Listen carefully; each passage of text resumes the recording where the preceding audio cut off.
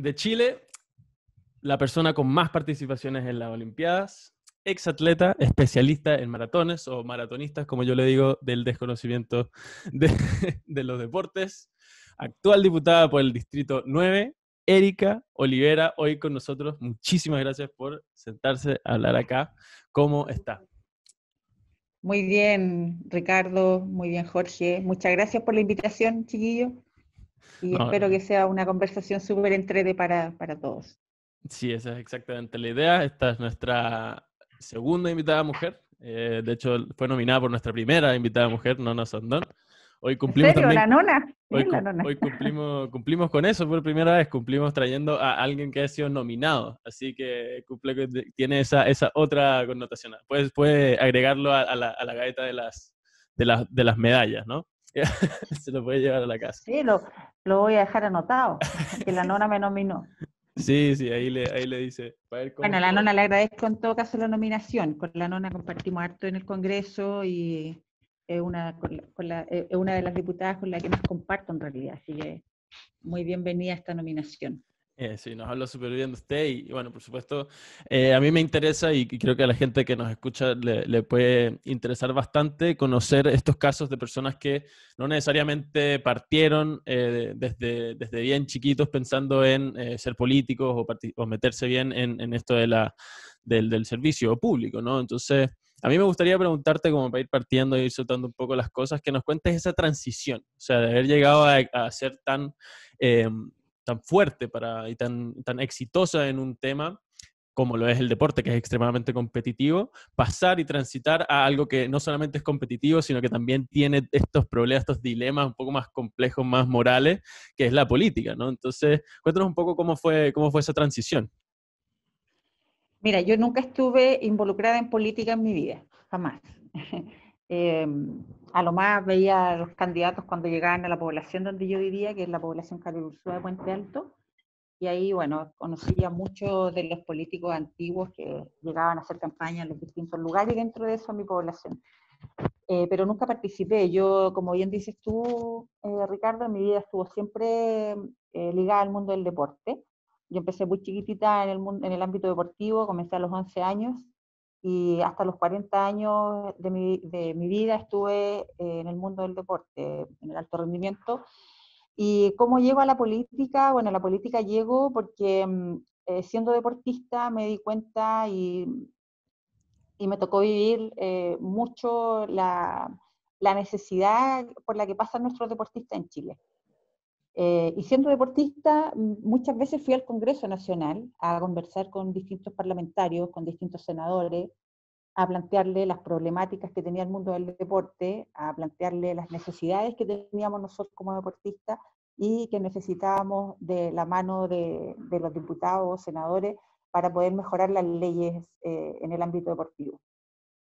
Y la verdad, eh, mira, nos sentábamos a conversar, nos escuchaban, pero poco era lo que nos escuchaban en realidad, porque nunca logramos nada, nunca, o sea, fuimos en varias oportunidades y nunca se logró nada de esas conversaciones.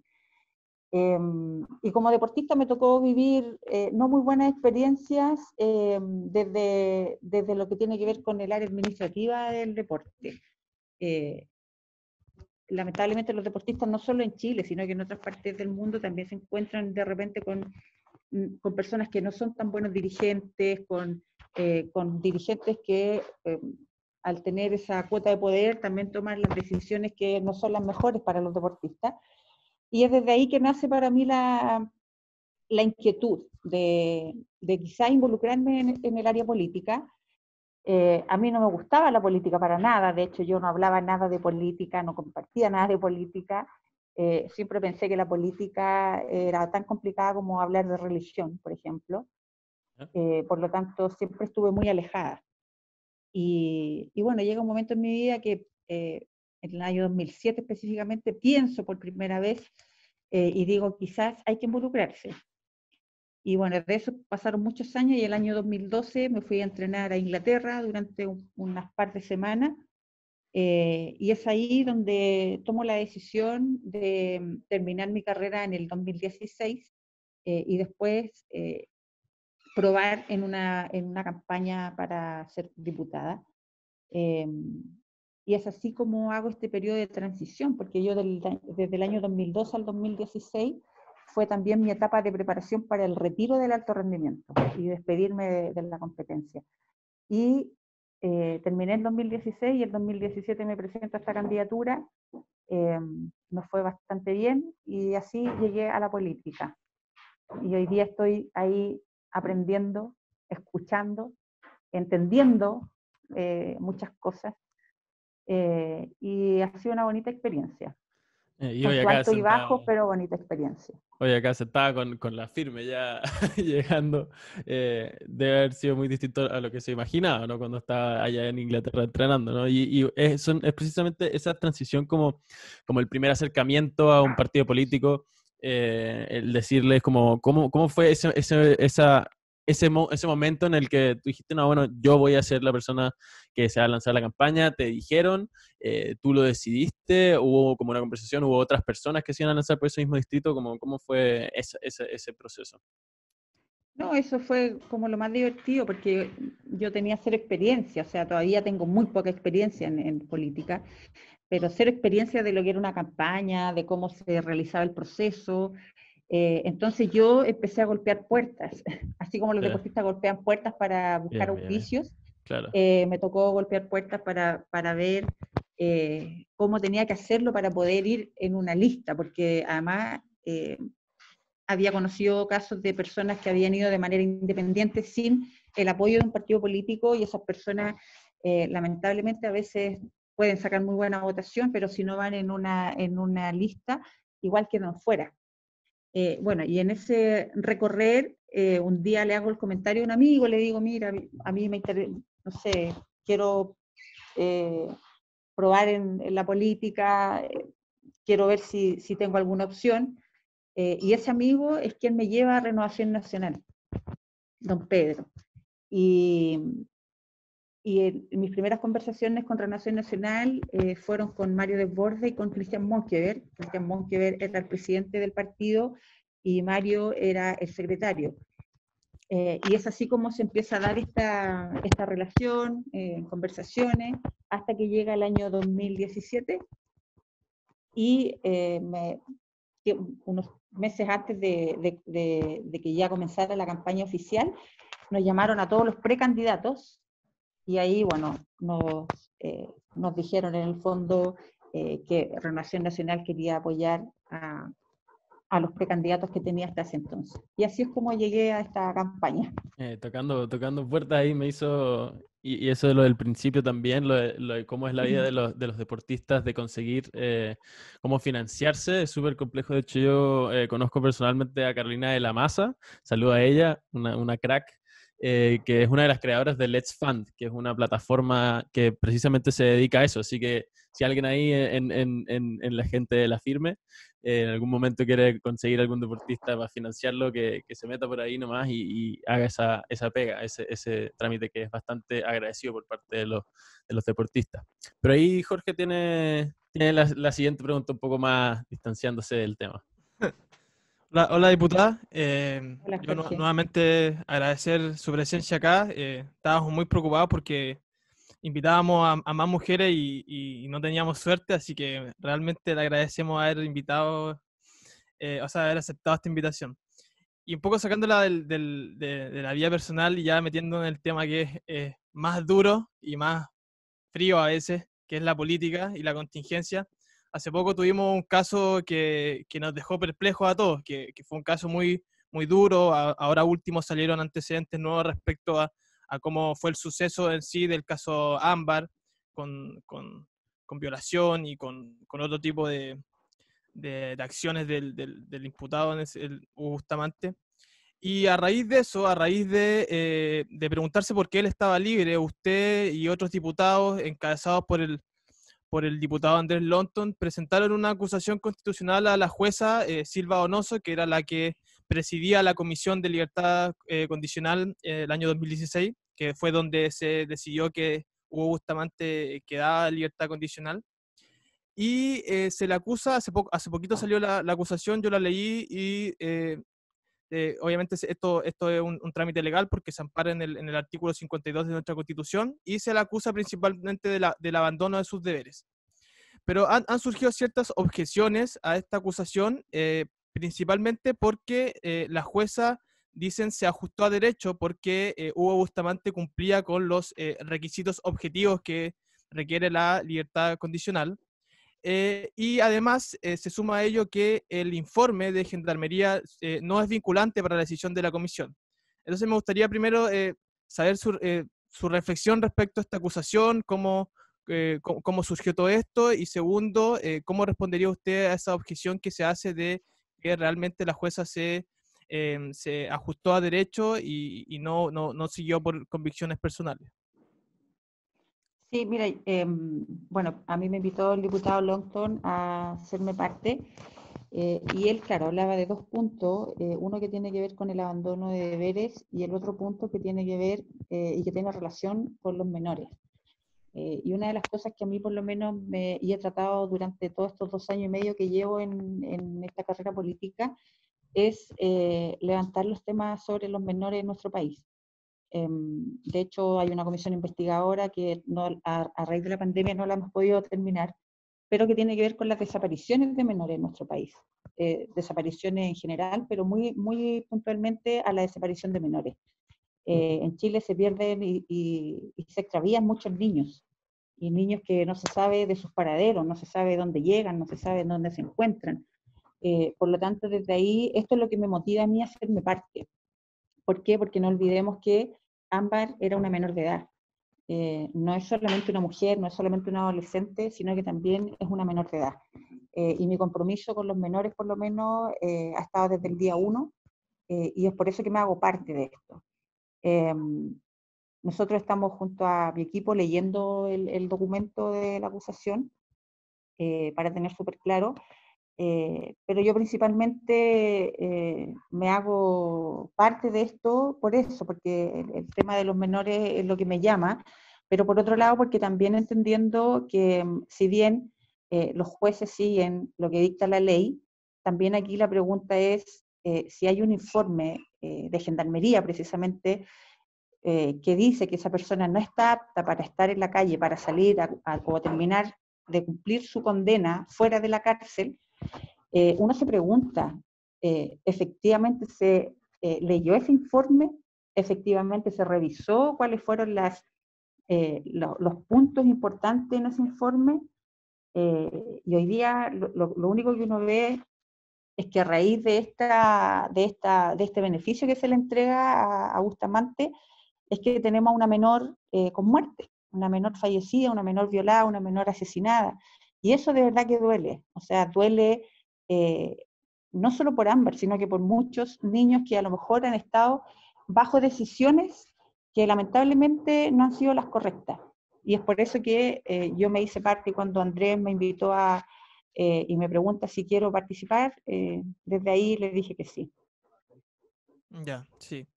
Y en ese sentido, yo hace poco estaba leyendo otra noticia que está muy relacionada con esto de los menores y también con las violaciones, con los femicidios y con los parricidios, donde usted, con otro grupo, parece, de diputados, le pidieron al gobierno suma urgencia en un proyecto que no permite a estos tres delitos que yo mencioné, que son el femicidio, el parricidio y la violación, no permite que accedan a libertad condicional, ¿cierto? Y ahí, claro, uno dice intuitivamente eso tiene mucho sentido, porque delitos de esa connotación, de esa intensidad, no debería ser permitido, pero también la intuición de uno, también a uno le dice, por ejemplo, que todas las personas, por el solo hecho de ser personas, y la libertad condicional precisamente en eso se ampara, que puedan tener este beneficio carcelario de que realmente va en la idea de que todas las personas puedan rehabilitarse, porque si no, la cárcel, ¿para qué es? Entonces, si bien por un lado es intuitivo para mucha gente y mucha gente lo va a apoyar, por el otro lado uno podría pensar eso. ¿Cómo respondería usted a esa objeción de que realmente deberíamos permitir que todas las personas se rehabiliten y por tanto accedan a esta libertad? Mira, Jorge, yo creo en la rehabilitación, por ejemplo, de un drogadicto. creo en la rehabilitación de un alcohólico, creo en la rehabilitación de una persona que delinque y que si se le abren oportunidades y se le entregan herramientas, esa persona puede salir adelante. Pero no creo en la rehabilitación de un psicópata. Y no lo creo porque yo viví con uno. Entonces los conozco. Se dice de repente que son personas que a lo mejor no están en sus facultades. La verdad es que también eso da para dudar. Hoy día hay que a lo mejor escuchar a los especialistas en esa materia, hay que ver cuáles son los estudios que se han realizado respecto de estas personas, de las conductas que tienen estas personas. Pero sí, si me preguntas a mí cuál es mi opinión personal es esa, que lamentablemente yo creo que los psicópatas no tienen ese espacio de rehabilitación. Ahora, estando en una cárcel es mucho más difícil. Yo he visitado cárceles, siendo deportista me tocó visitar recintos penitenciarios, ahora como diputada también lo he hecho, y la verdad las condiciones en las que viven esas personas son bastante desagradables. Por lo tanto, desde ahí también uno se pregunta qué tan efectivas son esas rehabilitaciones o qué tan efectiva es la reinserción. En las cárceles hemos visto que hay escuelas, que hay universidades incluso, en donde hay personas que efectivamente se reeducan y lo pueden lograr, y lo logran. He tenido la oportunidad de conocer personas que estuvieron condenados por delito y que hoy día están libres y que se han rehabilitado y que son personas que hoy día trabajan y que pueden llevar su vida de una buena manera y trabajan y sacan a su familia adelante. Pero en estos temas, en donde hay violaciones, en donde hay una psicopatía de por medio, la verdad es que uno, no sé, a mí me cuesta mucho creer que eso existe. Entonces, desde ahí también la pregunta es, ¿qué se hace? Y por eso es que cuando se abre esta posibilidad de a lo mejor de presentar este proyecto de ley junto a Sofía Cid, quien es la autora de este proyecto y nos invitó a un grupo de Renovación Nacional a ser parte, eh, también, pues yo digo sí, porque si hoy día estamos viendo que una persona como el señor Bustamante se acoge a ese beneficio de cumplir cierta cantidad de años, ¿cierto? Cumplió con realizar el taller que se les pide, cumplió a lo mejor con la buena conducta dentro de la cárcel y se le da este beneficio eh, y hoy día vemos que de eso no sirvió de nada, que fue peor. Entonces también uno dice, esas personas a lo mejor debiesen estar para siempre privados de libertad, porque claro, de repente se ha hablado hablan algunos de la pena de muerte y hablan de muchos otros métodos, pero finalmente también la pregunta es, ¿y eso es efectivo? ¿Qué tanto va a servir a lo mejor condenando a alguien a la pena de muerte?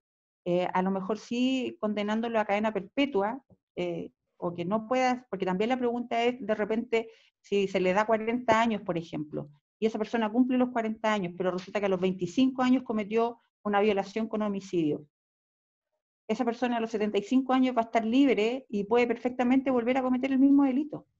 Entonces, es súper complejo. Yo creo que son temas que nos van a dar para mucha discusión, para mucho debate, y que es interesante. Sí, es bien interesante como pensar en ese debate, porque al final hay varias escuelas de pensamiento en este tipo de decisiones al decir si es que a una persona hay que darle muy duras penas y que escasee un poco, o sea, se deje de lado un poco la idea de rehabilitarlo.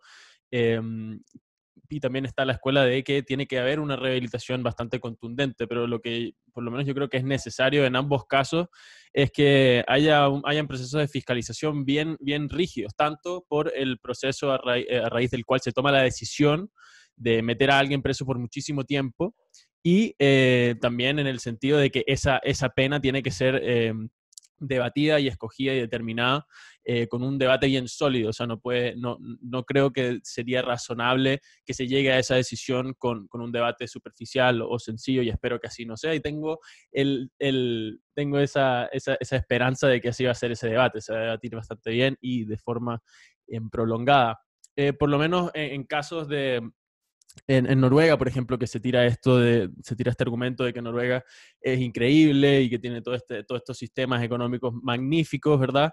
Noruega son durísimos con las penas, son muy, muy duros con las penas, por ejemplo, de cuando dos empresas se coluden, en esas cosas son súper, súper fuertes. Entonces, uno tiene que entender que para que haya esa perfección o para que se busque ese Edén de sociedad, tiene que haber dureza hacia las personas que cometen delitos, sobre todo delitos de la gravedad, como el que nosotros estamos conversando acá, ¿no?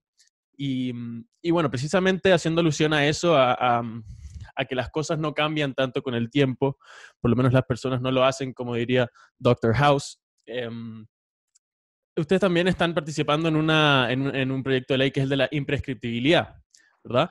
Entonces a mí me gustaría que nos contara un poco hacia dónde va eso y cómo lo ves tramitarse, si es que de verdad crees que existe la posibilidad de que pase. Yo por lo menos soy optimista al respecto. ¿Y cómo crees que va a ser el proceso de que se presente hasta que se haga ley? Mira, yo creo que ese proyecto sí puede ser bastante rápido de discutir y puede ser exitoso porque el año pasado nosotros ya votamos la no prescripción de los delitos sexuales en menores.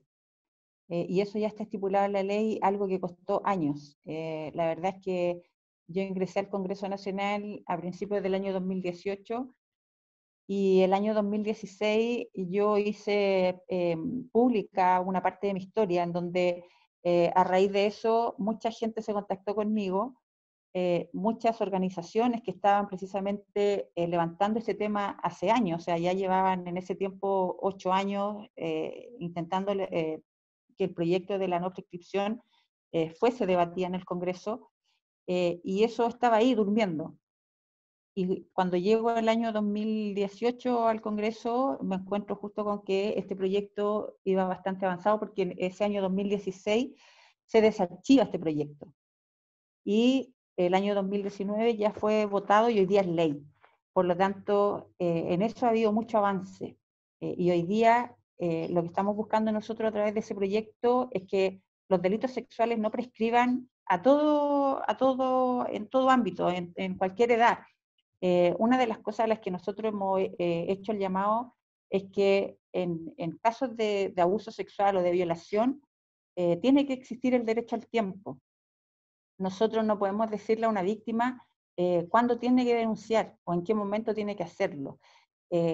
Hasta el año 2018, la ley a un menor de edad le decía, si tú llegas a una etapa adulta, tienes tantos años para denunciar si fuiste abusado cuando niño. Y créeme que eso para una persona que ha vivido eso es peor que una patada en el estómago, es peor que una patada en la guata. Entonces, desde ahí uno también dice, las leyes a veces son, claro, están hechas por personas que, que creen que es lo mejor, pero yo creo que también las leyes tienen que evolucionar. No podemos quedarnos con leyes tan antiguas porque la sociedad evoluciona, el mundo va cambiando, por lo tanto la política también tiene que ir de la mano con esos cambios y la legislación también tiene que ir de la mano con esos cambios.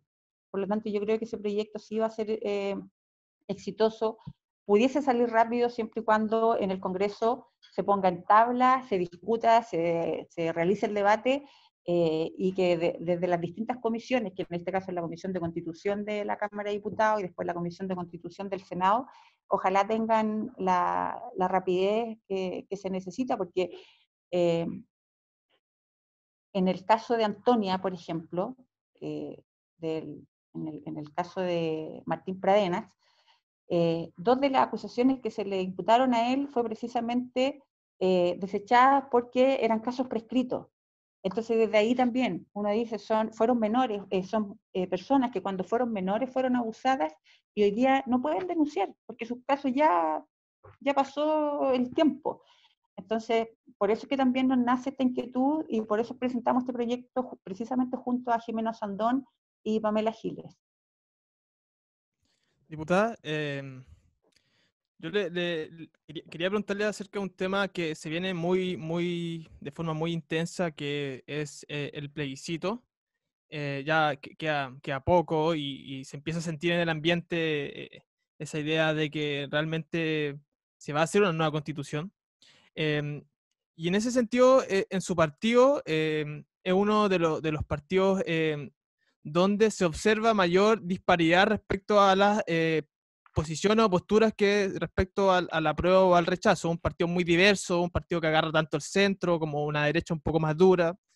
Entonces, yo quería preguntarle primero cuál sería su posición respecto al plebiscito y cómo cree que se va a dar esta discusión dentro del partido, porque está bien y es muy entendible que en una democracia dentro de un partido haya una diversidad de posiciones, yo creo que eso es saludable, pero también eso choca con la idea de que luego del plebiscito van a tener que de alguna manera adoptar una decisión como partido, como para poder ir en bloque o de forma sólida a proponer cosas. Entonces, primero, ¿cuál es su posición respecto cómo ve esa tensión dentro del partido que igual se da de forma dura a veces en el debate contingente? Mira, la verdad es que en el tema del plebiscito, bueno, yo desde el día 1 dije que estaba por el apruebo y me mantengo en esa posición. Eh, bien como dices tú, en Renovación Nacional hay muchas opiniones, hay muchos puntos de vista, muchas visiones también, y yo creo que eso es súper rico, porque finalmente creo que la diversidad que tiene Renovación Nacional le da a lo mejor algo que no tienen otros partidos, eh, que es respetar las decisiones o respetar la postura que tiene cada uno. Nosotros en Renovación Nacional somos 36 parlamentarios, entre diputadas y diputados, entonces no es fácil coordinar a 36, no es fácil que los 36 a lo mejor estén en la misma línea o piensen de la misma forma. Sin embargo, eso se ha dado. Y uno también es agradecido de que eso se respete. En el fondo la mesa ha respetado la decisión que ha tomado cada uno y hoy día efectivamente está el grupo del rechazo y el grupo por el apruebo. Creo que este hecho que se viene es un hecho histórico que nosotros como país tenemos que aprovecharlo porque yo lo veo como una buena oportunidad. Veo como una oportunidad de no solamente a lo mejor generar cambio a una constitución que tiene muchos años, que ha sido formulada en algunos periodos, pero que también hoy día tiene la oportunidad de hacer parte a la ciudadanía. Yo creo que eso es súper importante y es un punto que yo le doy como bastante positivo. Yo creo que la participación de la gente en la toma de decisiones o en las discusiones o en lo que la gente a nosotros como parlamentarios nos entrega como inquietudes, como mensajes, como solicitudes, como las distintas falencias que ven en cada una de sus comunas y a lo largo del país, yo creo que desde ahí yo lo miro como una buena oportunidad para generar quizás algunos cambios. Ya. Em, esos cambios precisamente son bastante interesantes, ¿no? Pensar en, por ejemplo, algunos cambios de temas que vienen de hace muchísimo tiempo, como por ejemplo, todo esto, algunos temas de corrupción, algunos temas de pensiones, también se habla harto, temas de defensa a los recursos naturales, ese tipo de cosas se hablan harto, pero también hay temas se tocan... que se tocan en específico, ¿verdad? Se tocan puntos específicos de la Constitución, porque a pesar de que la gente eh, desacredita la idea de tener que tener claro qué puntos quiere cambiar, qué cosas le gustaría cambiar específicamente, yo creo que es esencial. O sea, creo que si uno está convencido que hay que cambiar una constitución, cambiar cualquier cosa, es porque tiene bien claras las cosas en específico que hay que solucionar o que no están funcionando. Entonces, dos puntos con respecto a eso. Alguna cosa que a ti te parezca específica de la constitución, que te parece que hay que cambiar o que te haya convencido, motivado a llegar a estar bien sentada en el apruebo. Y por otro lado, este tema de la paridad, ¿verdad? Que se presenta harto. Yo no sé tu posición con respecto a la paridad, eso también me gustaría saber. Como si tú crees que la paridad tiene que ser defendida de forma total, porque el contraargumento a ella es que ¿dónde para? O sea, ok, paridad para hombres, para mujeres, para pueblos originarios, pero ¿cuántos grupos más se tienen que incluir? Se empezó a hablar de los discapacitados también. Entonces, como que, ¿cuál es tu posición con respecto a esos dos temas? Sí, en el proyecto de la paridad que se votó también hace varios meses atrás, yo también estuve a favor. Me parece que es súper importante que se abra el camino para todos los que quieren participar en política. Yo creo que la política no es para algunos. Yo creo que la política la puede practicar cualquier persona que quiera hacerlo y por lo tanto se deben abrir los espacios desde ahí. En el ámbito de la paridad creo que es súper importante porque por lo menos en las elecciones del año 2017, a raíz de este cambio que hubo en la ley de cuotas o cuando se genera la ley de cuotas, eso dio la posibilidad de que muchas más mujeres llegaran al Congreso. Antiguamente eran muy poquitas mujeres, de hecho en Renovación Nacional solo eran 2 y hoy día somos 10. Por lo tanto, también desde ahí, bueno, Renovación Nacional cumplió no solamente con llevar candidatas en la lista, sino que con llevar candidatas potentes que pudiesen llegar al Congreso, que pudiesen llegar a la Cámara de Diputados y al Senado. Y por otro lado, hoy día en este plebiscito también es importante la voz de las mujeres. No olvidemos que la Constitución antigua fue hecha solo por hombres. Entonces, desde ahí, hoy día, así como les decía hace un ratito, que hay evolución en el mundo y todo va cambiando y todo va evolucionando, en estas cosas nosotros también tenemos que destructurarnos un poquitito porque hemos estado súper acostumbrados a una estructura de sociedad y eso no le hace bien a nadie, pues no le hace bien a un país. Y por otro lado, yendo al tema de la Constitución, yo creo que también es una buena oportunidad porque hoy día toda esta crisis, no solamente la pandemia, sino que desde el estallido social en adelante, nosotros nos dimos cuenta de que como país también hay muchas cosas que no se pueden hacer porque la Constitución es la que rige y desde ahí, bueno, el único que puede tomar decisiones es el presidente de la República. Por lo tanto, creo que también desde ahí se abre la oportunidad, por ejemplo, para ver cuál va a ser definitivamente el rol del Estado, cuál va a ser el rol del mundo privado, que es súper importante. Nosotros, desde el apruebo de Renovación Nacional, lo que queremos es dejar súper en claro que para nosotros es importante el desarrollo económico, pero eso tiene que ir de la mano con el desarrollo social también. No podemos seguir permitiendo que existan los abusos,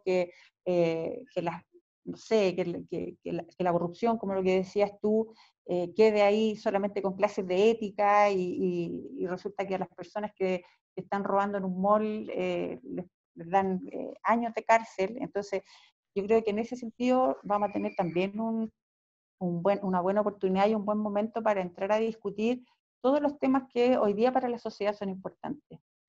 Sí, en realidad son esos temas precisamente los que son bien importantes, sobre todo para el caso de Chile, ¿no? O sea, hay una historia de estos temas de corrupción, de algunos temas de elitismo, y varios diputados han pasado sobre estos temas y han conversado sobre ellos, así que son temas bastante interesantes a conversar. Nosotros, por supuesto, sabemos que tú, como cumples ese rol de diputada en este momento, no tienes un exceso de tiempo disponible, bien nos lo dejó claro tu equipo y nosotros no queremos excedernos, así que por parte de la firme, nosotros nos queda una sola pregunta que hacerte, que es la de la nominación. ¿A qué persona te gustaría ver acá sentada con nosotros conversando un poco sobre estos temas y los que se vengan, ¿no?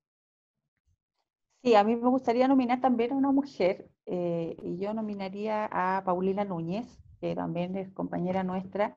¿Y por qué? Porque la Paulina, bueno, lleva muchos años en política y yo de verdad encuentro que es una mujer que aporta bastante, y por eso la nomino a ella.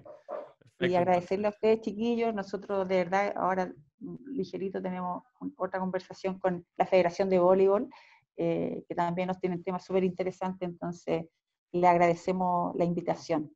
Bueno, perfecto. Entonces, nosotros nos queda nada más darte las gracias a ti, a tu equipo. Aquí nosotros, a los equipos que hacen bien la pega y que hacen las cosas con celeridad, les recomendamos al jefe, a la persona encargada de ese equipo, que les dé el bono, la firme, porque la verdad es que su equipo hizo de todo para que surgiera esta conversación. Así que, honestamente, por nosotros tendrían ese bonito en sus manos. Así que dejando eso bien claro, que para nosotros es importante que se celebre las buenas pegas, nosotros le damos las gracias de todo corazón por sentarse acá con nosotros. Nosotros fuimos La Firme, yo soy Ricardo García, estamos acá con Jorge Castillo y hoy tuvimos la increíble suerte de entrevistar a la diputada Erika Olivera. Que estén muy bien donde sea que le llegue este mensaje, déjenos sus comentarios, lo que piensan y muchísimas gracias por estar acá.